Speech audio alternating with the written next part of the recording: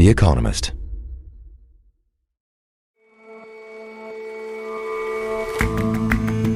Hello and welcome to The Intelligence from The Economist. I'm Rosie Blore. And I'm Jason Palmer. Every weekday, we provide a fresh perspective on the events shaping your world. We keep being told that AI is going to make us all more productive. A lot of us have actually listened. But surprisingly, some companies are less keen than workers on adopting the tech. And starting in 2009, there was an absolute explosion in the number of craft gin distilleries in Britain. Consumers lapped it all up, and the taxman noticed. We look at how the industry is now in danger of drying out.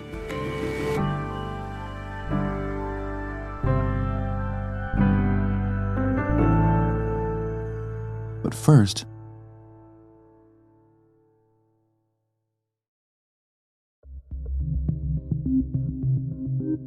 to lose one prime minister in a year may be regarded as misfortune. To lose two looks like carelessness.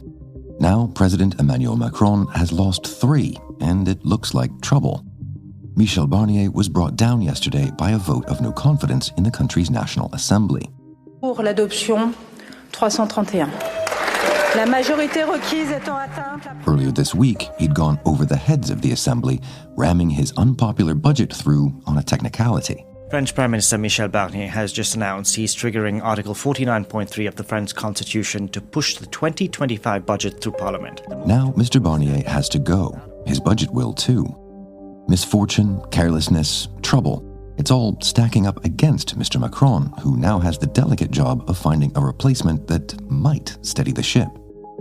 Michel Barnier was appointed a prime minister in September by President Macron after looking for a prime minister for 2 months.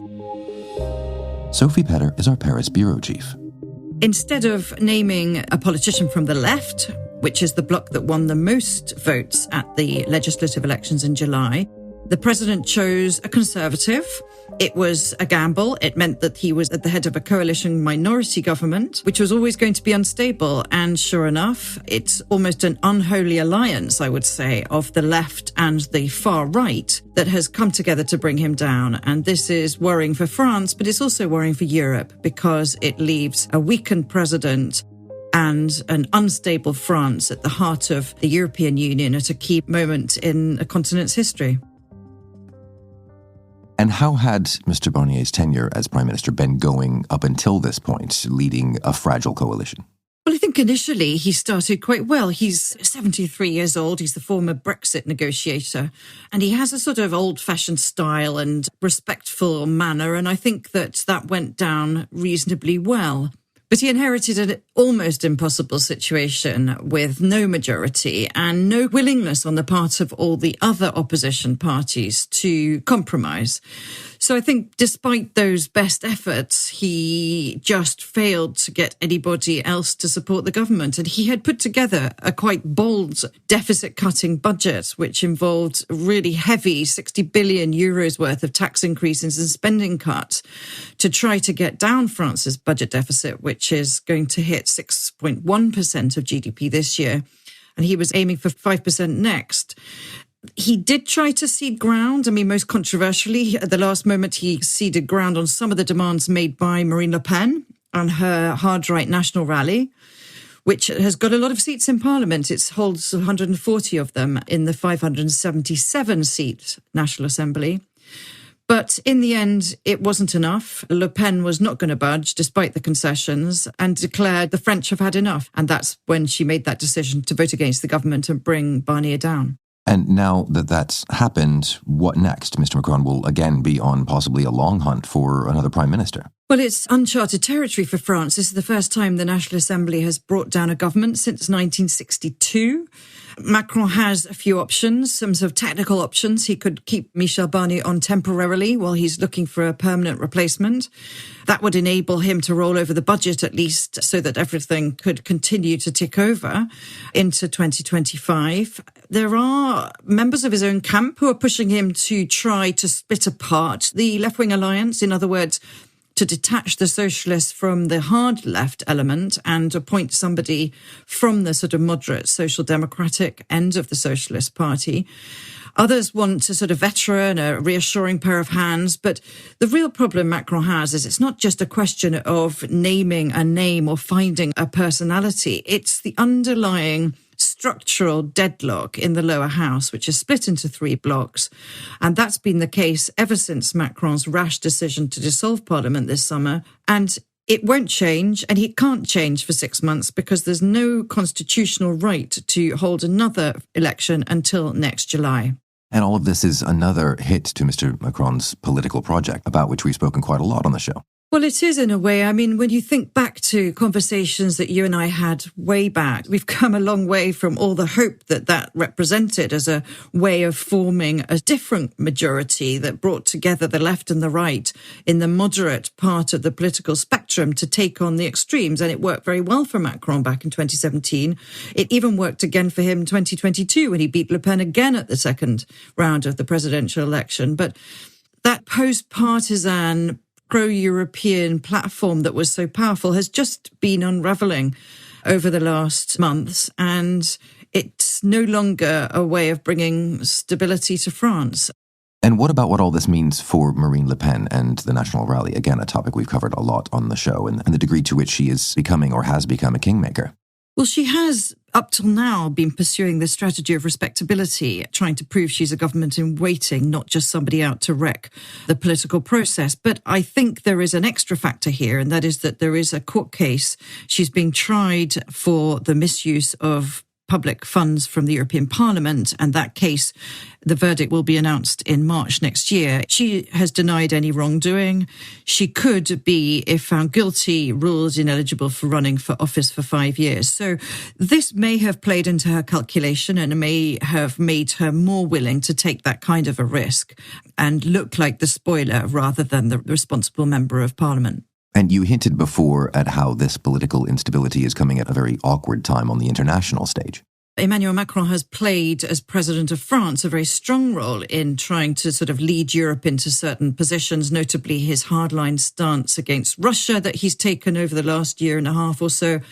And with Donald Trump heading back to the White House in January, Europe does need that kind of a voice. But it's a weakened president in France that makes his credibility with his European partners diminished. And he is a president who's lost 3 prime ministers in 1 year. And that's really what Europe doesn't need at the moment. Europe really needs a united voice when dealing with Trump and with the prospect of having to stand up for Ukraine's interest in the event of pressure from Trump and Putin to end the war in Ukraine. So it's really the worst possible time for Europe. Sophie, thanks very much for your time. Oh, it's always a pleasure, Jason. Thank you.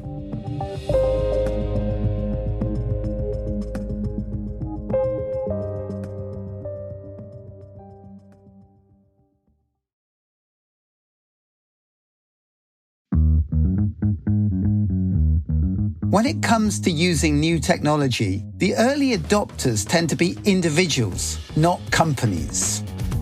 Henry Tricks is our US technology editor. That was the case with email. You've got mail. And smartphones. And it appears to be the case for the latest technological leap, generative AI. Generative AI has been thrust into the center of our lives over the last 2 years since OpenAI unveiled ChatGPT. And this type of AI has had a faster rate of adoption than PCs or even the internet. According to one study, 39% of Americans are using it and 11% are using it every day.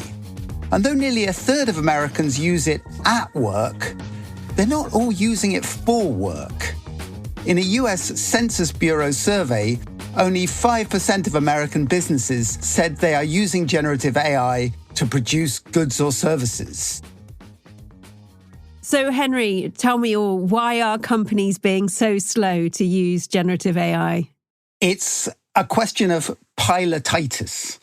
Many companies are dilly-dallying. They are throwing spaghetti at the wall. They're using pilot projects, but they're not fully implementing the technology. And the reason for this is interesting. One CEO, actually a prominent business leader in America, said there's a sort of paralyzing fear among CEOs that on the one hand, they may move too fast and risk damaging the firm's reputation because the technology is prone to make mistakes. And then there's the fear of moving too slow and being left behind and even facing existential disruption by a generative AI challenger. There are also legal and regulatory risks. So, for example, in America, there are 40 states that have AI bills in the works. And then in the law courts, there are lawsuits over privacy, bias, copyright violations, that sort of thing, that make the legal teams in companies very nervous. And is that concern warranted? Do the risks outweigh the benefits? I think at the moment, it's hard to tell. The benefits are still fairly uncertain, and they're in the future. The first thing to bear in mind is that it costs a lot to use the large language models that power generative AI. There's a lot of upfront costs here. And although the implementation is expected over time to reduce costs, the consequences of those cost reductions are complicated. They may lead to layoffs in the short term. And so while the payoff is not immediate, the concern is the return on investment may be meager at this point. Okay, so costs and caution aside, if firms do want to use generative AI, can they? I mean, how easy is it to adopt? It's not as easy as one would hope. You need to shape up your data, your IT systems, and your workforce in order to implement generative AI. Let's just start with data. This is often very messy. It's spread out across the firm in different departments, in the sales and marketing departments or in the IT departments or whatever. So you've got to kind of make a central source of truth. If it's not well organized, it means that there's more risk of hallucinations. In other words, making stuff up or making mistakes.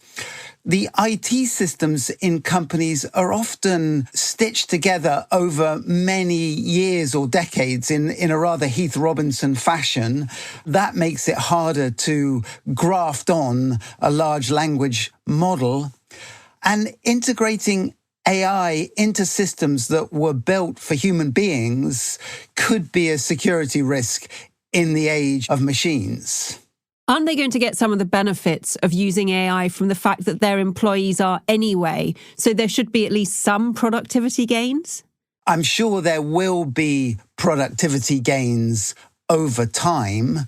The difficulty is that even if bosses are increasingly aware of the potentials and they're prepared to put up with the costs because they see the benefits over the longer term, there is a lack of generative AI specialists, both within the companies and within the marketplace in general. This is still a relatively new technology. According to one research firm that I spoke to, AI-related job postings in America, they've shot up 122% this year. So there's clearly demand, and presumably people are upskilling to fulfill these roles because there's a tremendous monetary advantage for workers to have these new technological skills. For example, a sales rep with AI skills can earn $45,000 a year more than a sales rep without them. No wonder, I guess you could say, that employees are fully on board with generative AI, even if the companies they work for aren't just yet. Henry, thank you so much. Fascinating stuff. Great talking to you, Rosie. Thank you.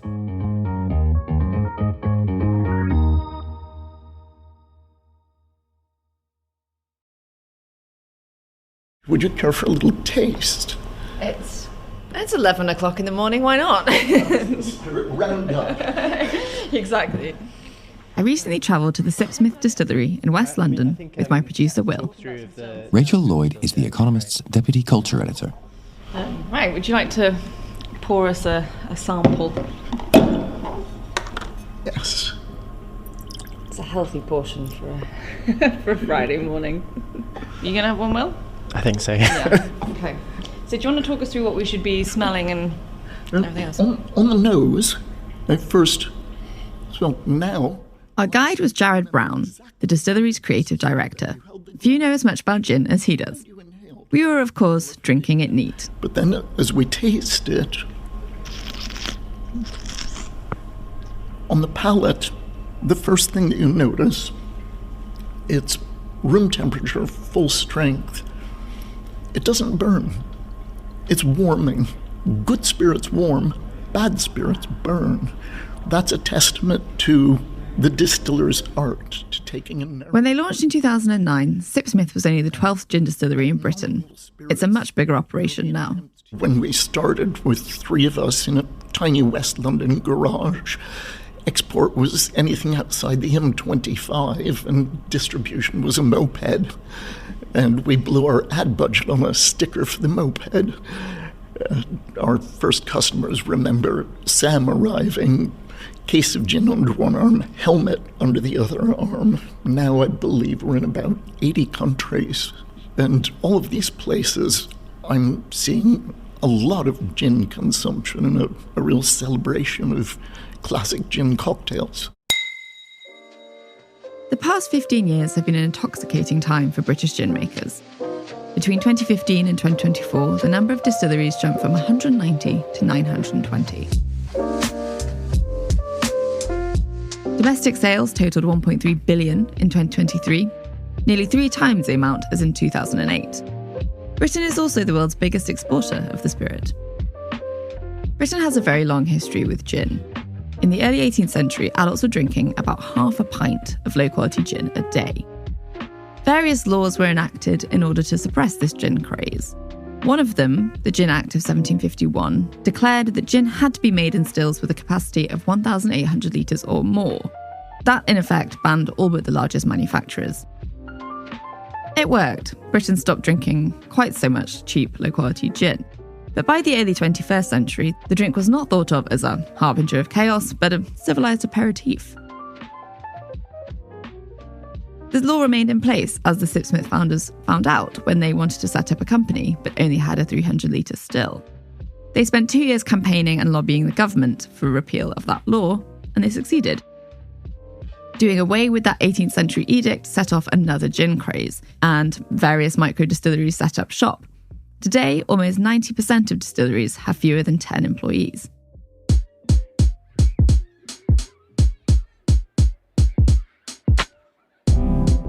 As a result of all these distilleries, the array of gins on sale is huge. You can buy a gin made in Gatwick Airport or one steeped with botanicals grown at Buckingham Palace. By making small batches, micro-distilleries can experiment with flavour and focus on seasonality. In the lead up to Christmas, shelves are stocked with sloe, clementine and spice varieties. Fortnum & Mason, a luxury department store, offers a mince pie and marmalade gin liqueur. After 15 years of good times, however, many gin makers are dispirited. An industry body pointed out that in Britain, the spirits duty is 77% higher than the average across EU member states and the highest in the G7. And that was before the government's budget, which increased the duty of bottle per gin by another 4%. I'm aware that we pay something like £11 per proof litre of spirit to the government. And I'm also well aware that this past Christmas was the first time they actually sent me a Christmas card. You'd think, paying them all of that money, you'd at least get taken out for a Christmas drink somewhere. But no.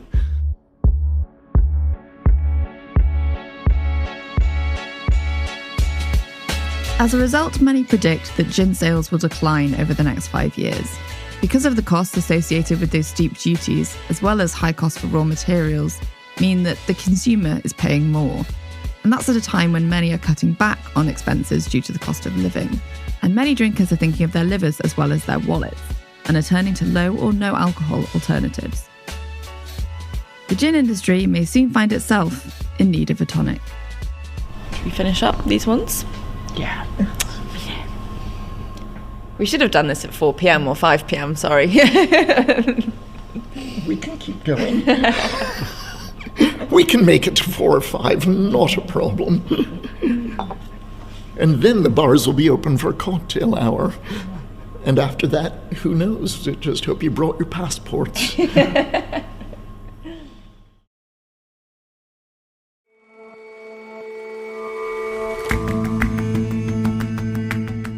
That's all for this episode of The Intelligence. We'll see you back here tomorrow.